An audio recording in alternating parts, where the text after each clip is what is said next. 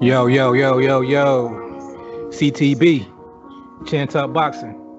I'm your boy Jay Slay. So what up to him, man?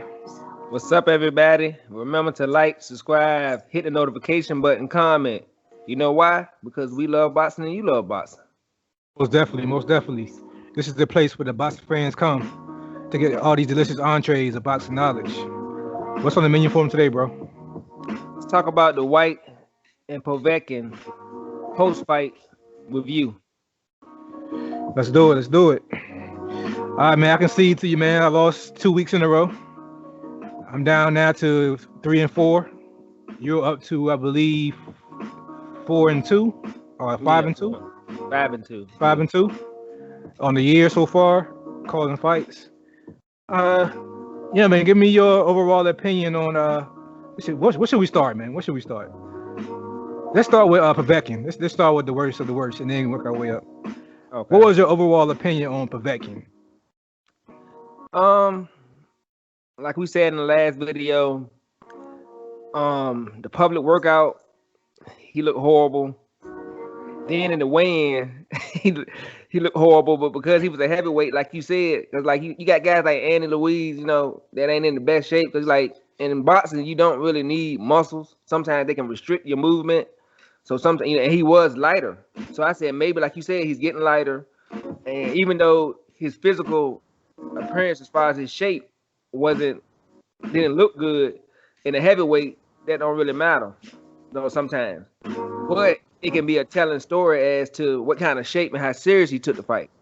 And after watching the fight and seeing how uncoordinated he was, how off balance he was, he didn't seem interested in the fight.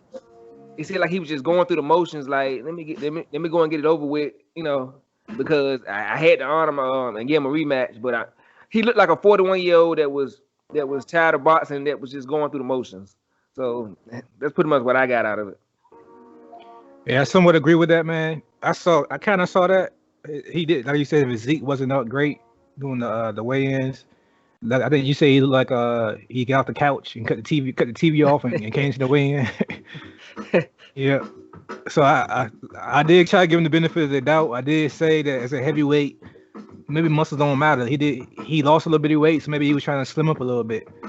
But after seeing the fight, man, he couldn't get his legs right under him. Like, even in the first round, with really none of them shots in the first round, Dillian White landed really, really clean. He still was falling all over the ring. Like I don't know if Dillian White was stepping on his feet or what, but he didn't have no legs under him.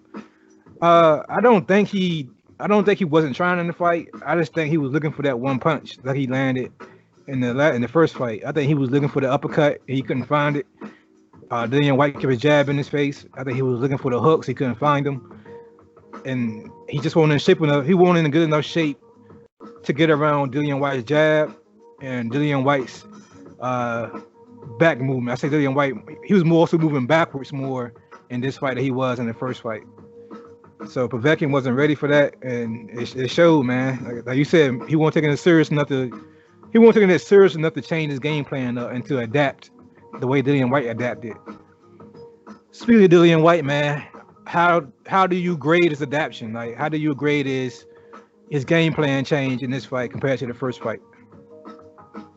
I give Dillian White a B as far as his game plan. I thought that he was more careful. I thought that he set his shots up better. I still wasn't impressed with him either. I thought that he was real sloppy. I said, other than his jab, I like his jab, and that looked good to me, his jab, but he didn't even use that enough to me. But other than his jab, he was real sloppy too. So I mean, he did what he was supposed to do. I mean, I think he knocked him out in the fourth or fifth round. I can't remember exactly what round. First, fourth. Fourth round. Yeah. So I mean, you gotta give him all the credit for that. Povetkin didn't come looking good. He didn't come like he was ready to fight. But with that being said, even though he didn't come like he was ready to fight, he got finished quick like he wasn't ready to fight. So he did what he was supposed to do to him. But me watching that fight, it didn't make me look at it like, oh, okay, this guy is gonna be a problem for the top-notch heavyweights in the division. So I mean, what do you think about that? I mean, to me, I mean, like you talking about Andy Louise, you talk about Wilder, Fury, Ortiz, Joshua. I don't see Dillian White giving any of those guys any trouble. Yeah, I agree with you. I agree with your grade. You gave him a B. I agree with your grade. I know he loses the jab. Like you said, it wasn't enough, but it was for the Povetkin that showed up. It was enough. I'll put it that way. His jab did what it's supposed to do to Povetkin. Povetkin could have got the way of it. The only criticism I would have for his jab is he dropped it a lot, and it's really, really slow. It's a slow jab. He looked really slow in there. To be honest, I know Povetkin was slower, but Dillian White looked slow to me in there also. And that speed difference, like you said at the top notch heavyweights, that's not gonna cut it. He's too slow for those guys. Wilder's too quick for him. Fury's too quick for him. I think the new Joshua now. I think the first time he fought Joshua was more bulky, so Joshua was slowed in. But the new jab happy, friendly, on his toes, Joshua, I think will give White more issues than the first fight. Andy Ruiz hand speed is too quick for him. Ortiz, you said Ortiz counter punching is too quick for him. All them wild looping punches he was throwing, Ortiz will tear him apart in the and I agree with you, man. I don't see the top 4 heavyweights will give Dillian White that work. I'm gonna say it like that. Whether he's in good shape or not, he don't impress me for real. I do think he do deserve it at this point. So I mean, I'm not saying that he don't deserve a shot at Wilder or Andy Louise. He by him getting the win, and he's kind of in that position where he deserved to fight. I'm just saying I don't think he's ready for it. He's gonna have to improve a lot on a whole lot of things if he want to get in there with those guys. I think he's gonna have to get in there to see what he can do. I think he at that point now where he's not trying to. He really can't improve much. Like I'm gonna be honest with you. I think that's the best he gonna be. I'm being honest. He came in shape. He came with a game plan and he followed it. But he's still gonna be Dillian White at the end of the day. He's still gonna be slow.